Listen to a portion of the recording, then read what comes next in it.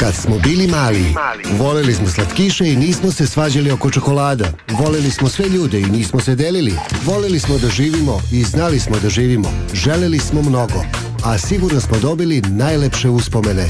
Ovo je minut za vreme Kad sam bio mali i još sasvim mladan. Kad smo bili mali.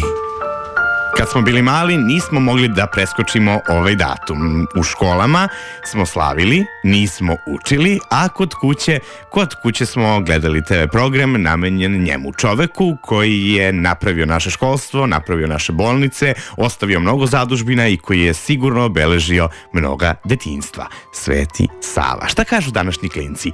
Ko je bio on? On je bio neki srpski svetac. On je pesmice pisao, on je bio učitelj škole. Sveti Sava je bio neki sveštenik.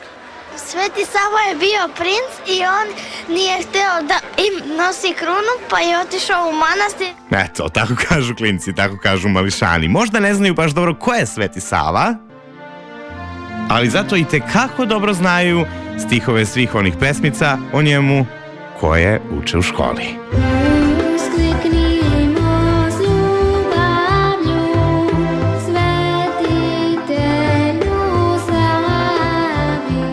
I to su pesme koje se negde pamte apsolutno celog života. I taj dan, 27. januar, kada se ide na priredbe, kada se dobije po neki paketić i kada se još neka pesmica nauči napamet, sigurno se takođe pamti celoga života. Ko udara tako pozno u dubini noćnog mira na kapiji zatvorenoj Svetogorskog manastira. Već je prošlo tamno veče i nema se ponoć hvata.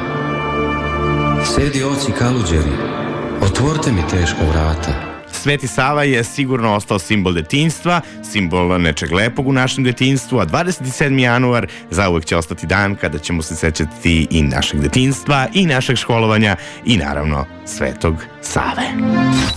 Novi minut za vreme kad smo bili mali. U ponedeljak u 10:10 samo na Radio 3.